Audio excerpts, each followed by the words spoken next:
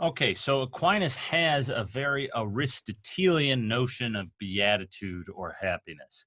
And given what we've seen so far from question 3, article 2, it looks like he's just going to follow Aristotle lockstep, right? That might be what you would suspect, but those suspicions are quickly, well, shown not to shown to be misguided, put it that way, when you keep reading question 3. So let's go to question 3, article 6, right? And so what I mean, those suspicions are misguided. He doesn't follow lockstep with Aristotle, and in fact, he argues against some of what Aristotle has to say about happiness, and this is particularly clear in article 6. But again, the language and the translation can make things you can muddy the waters, can make it a little bit unclear that that's exactly what's going on. So article 6, does man's beatitude consist in the sort of thinking that belongs to the speculative sciences? What he has in mind here, the sort of thinking that belongs to the speculative sciences, scientific theoretical knowledge, that's what he has in mind.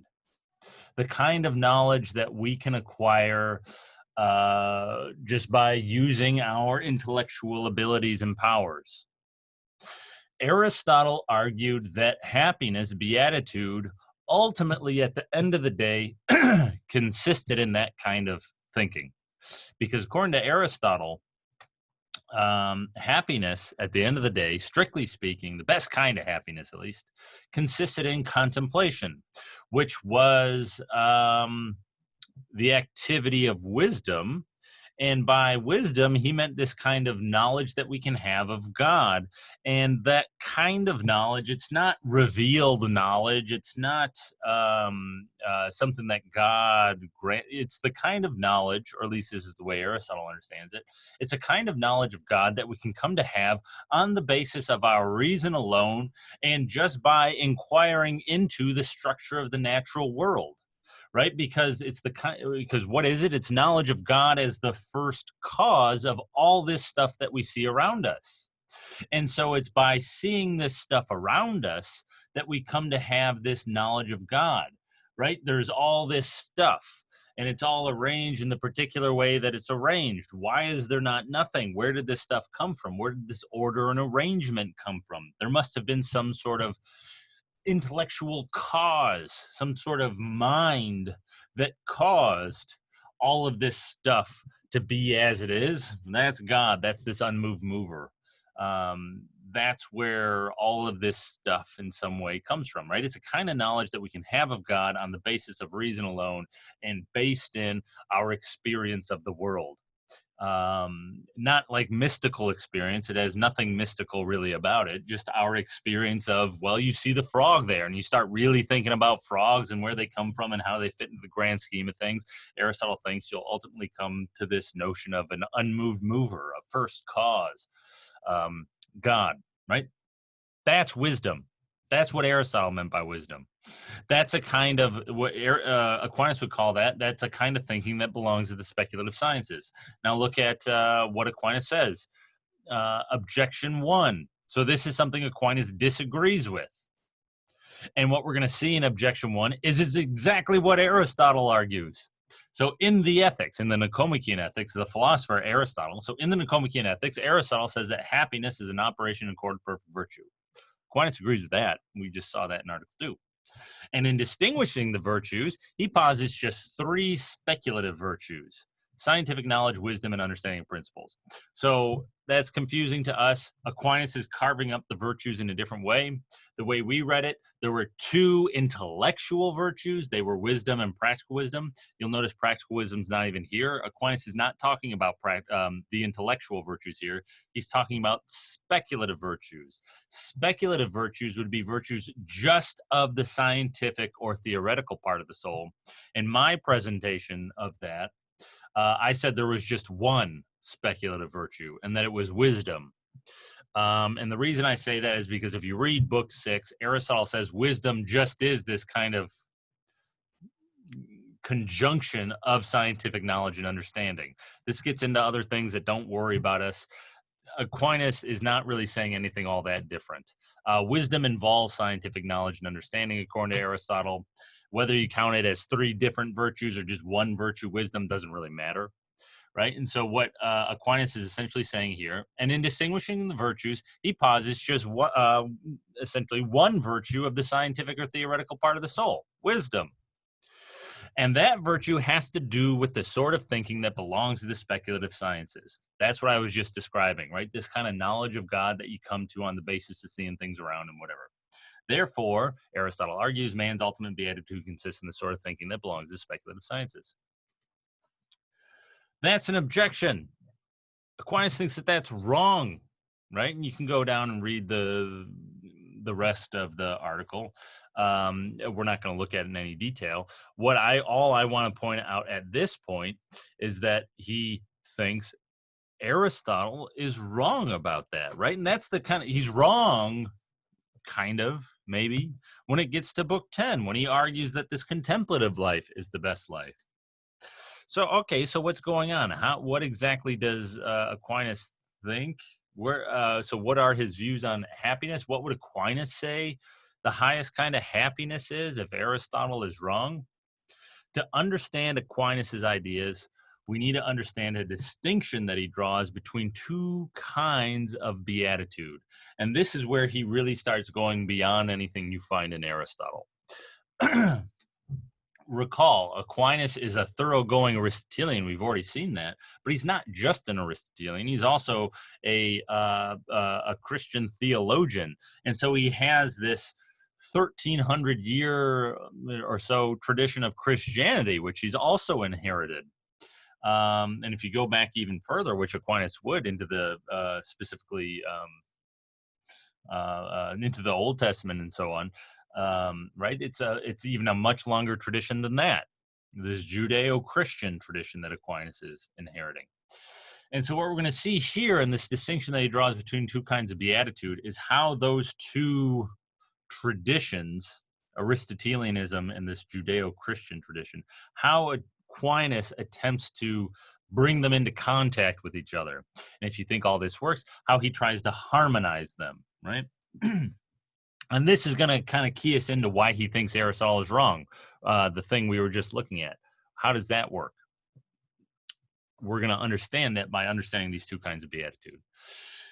What he calls them, the two kinds of beatitude, perfect beatitude and imperfect beatitude. And as you might imagine, perfect beatitude, that's what you really want. That's happiness, strictly speaking. That's the highest, best, most complete kind of happiness, perfect beatitude. But there's this imperfect kind. Let's start over with it. Imperfect beatitude, Aquinas says, can be achieved in this life. So in this life, right, though, that we're all living right now, we can become happy in this imperfect way. We can achieve imperfect beatitude. That's what Aquinas is saying. Okay, fine, fair enough, right? That, I don't know, sensible enough. He also thinks it can be acquired through your own powers, which is to say you don't need some outside cause of it, right? You develop yourself, you live your life in a certain way, you develop your mind, you develop your character through your own power. Yeah, I mean, maybe you need a teacher, your parent, to start helping you with the virtues or whatever. But eventually, right, once you're once you have reason of your own, you can direct your own life, and you can really kind of amplify and increase your imperfect beatitude, Aquinas would want to say. And it can be acquired through our kind of natural powers. What more exactly this means will become clearer when we see the contrast in perfect beatitude, because perfect beatitude, as you might imagine at this point, cannot be acquired through your own powers. Okay. Imperfect beatitude. So far, this is pretty abstract. What exactly is imperfect beatitude is not clear. Here's where it's going to get a lot more concrete. Here's where, okay, I see what he's talking about. He says there are two kinds of imperfect beatitude, right? So that's like, okay, now we're just multiplying kinds of beatitude.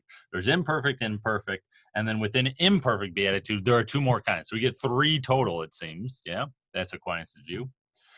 First, there's the contemplative life, and second, the active life. And that hopefully should start ringing a few bells for you as soon as he draws a distinction like that. Because wait a minute, in book 10, we saw something almost exactly like that distinction.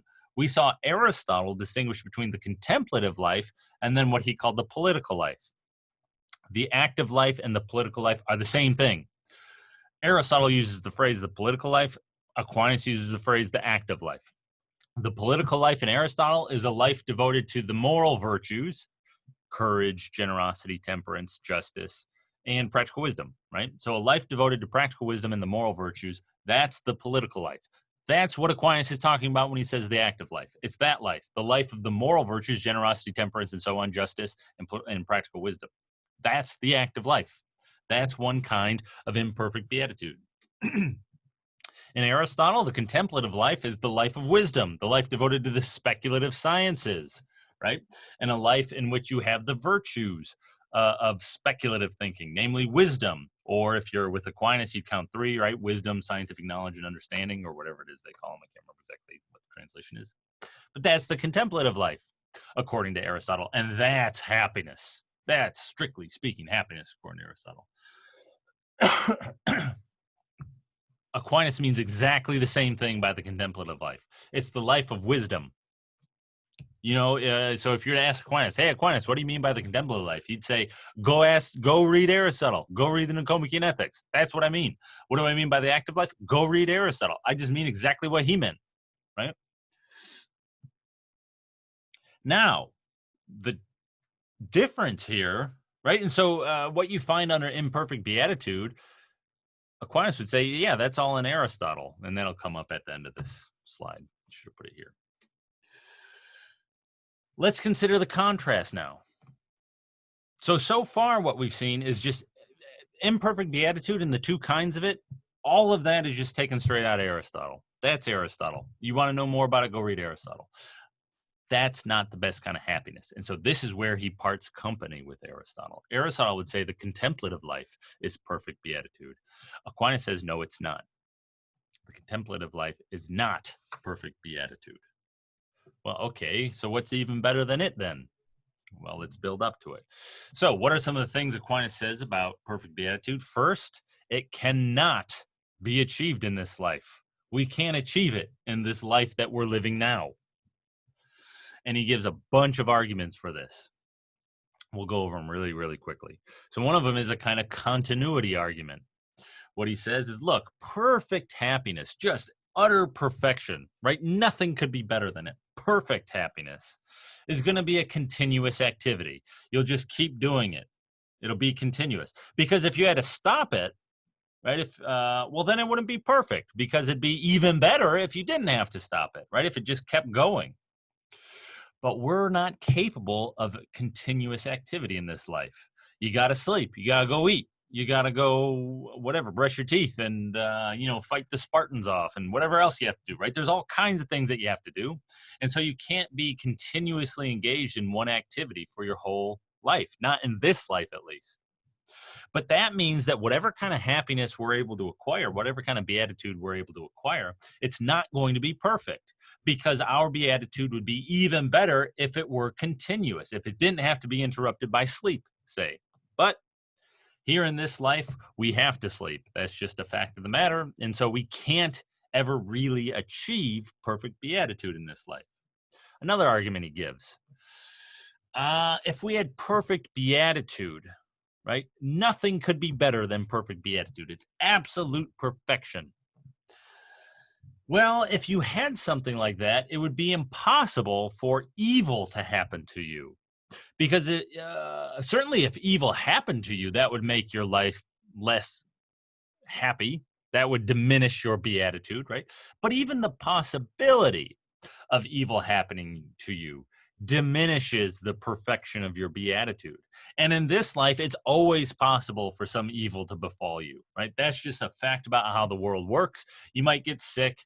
A giant boulder might fall on you while you're sitting outside contemplating, right? I don't know, right?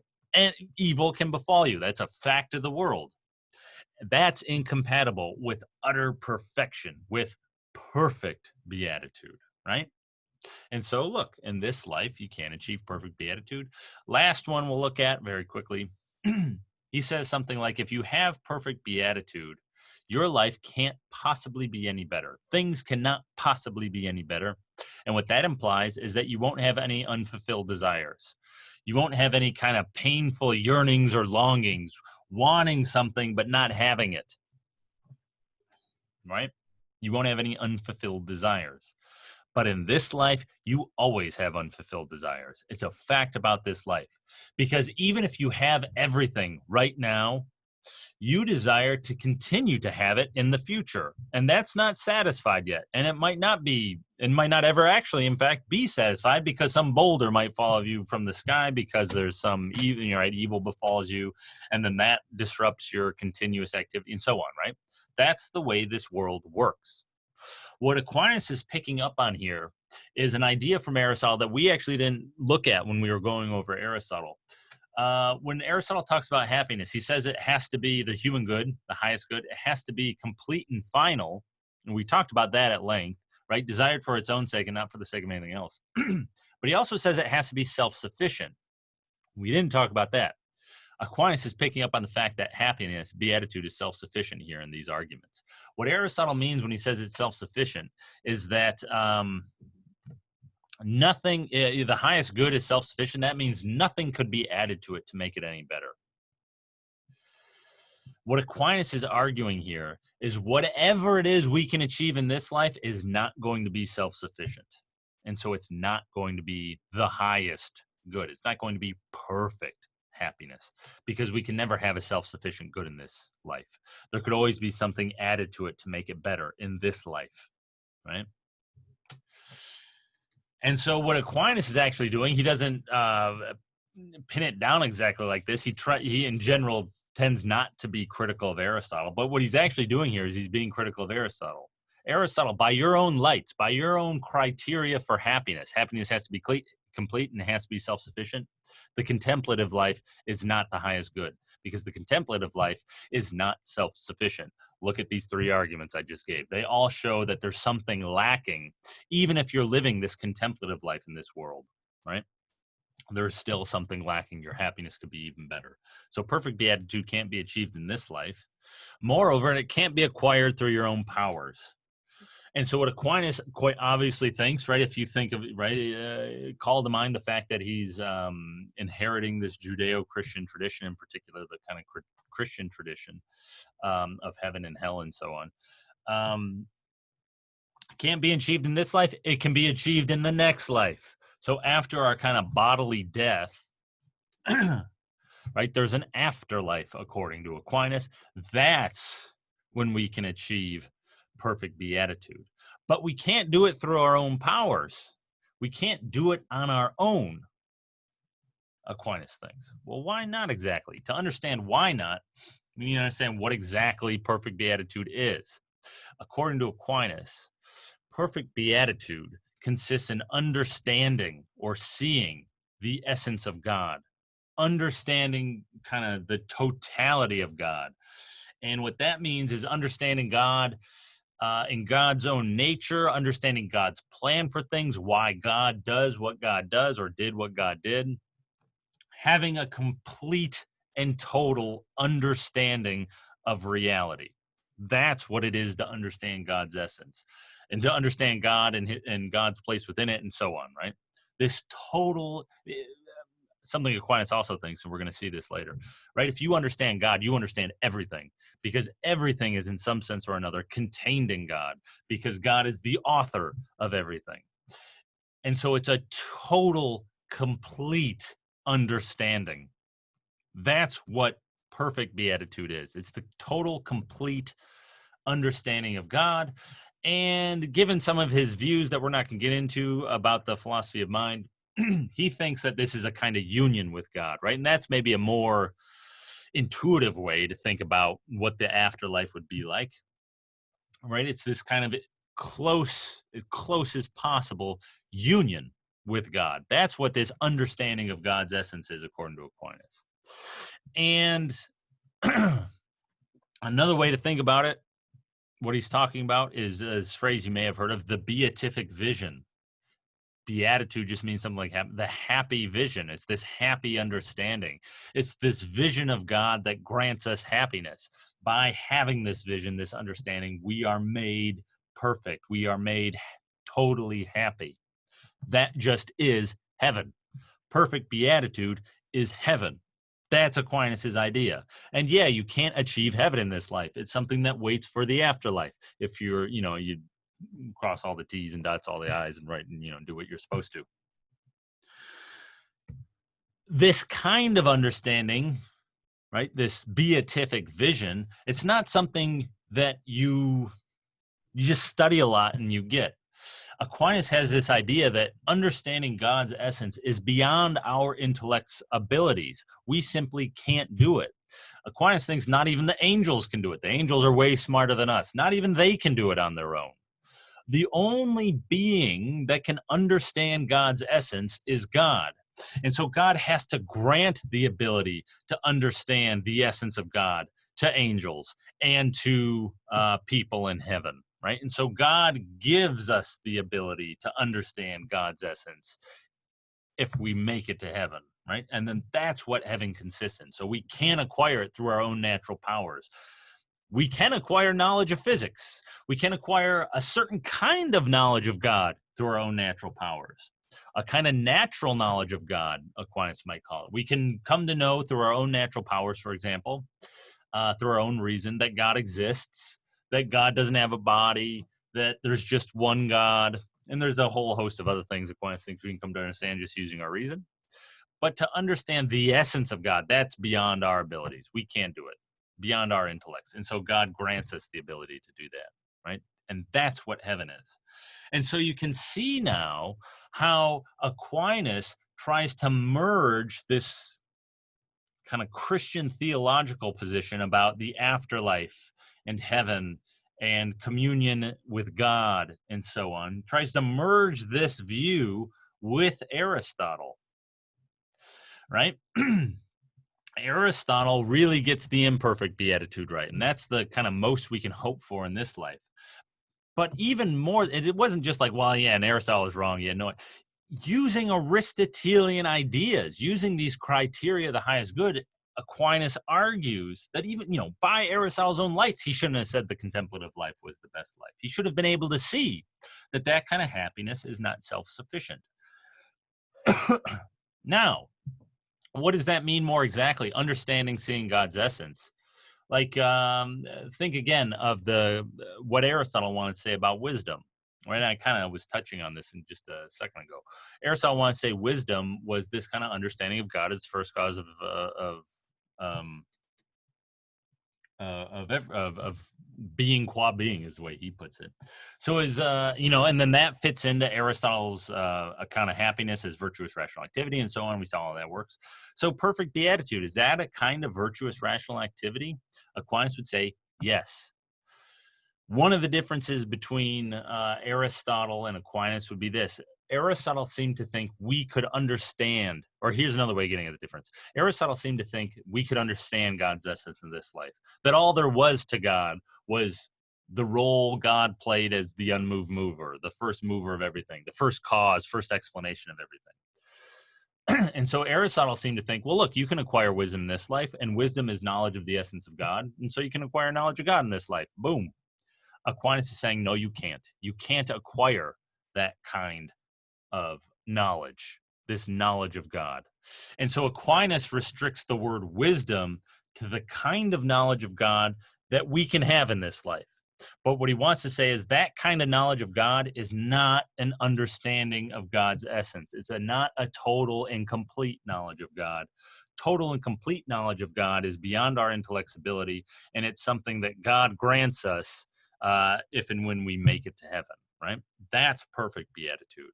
And so he would still maintain a lot of these kind of central Aristotelian doctrines. And so at the end of the day, perfect beatitude is a kind of virtuous rational activity. He doesn't give a name to the virtue. He restricts the word wisdom for, the kind of understanding that we can have of God just based on our own natural reasoning. So he doesn't give a name to the virtue that perfect beatitude consists in, but he would still say it's a kind of rational activity, this understanding of God, this understanding of God's essence. And it's doing that really well because you understand the totality of God's essence, right? And so he would still maintain all of these fundamentally Aristotelian theses about happiness.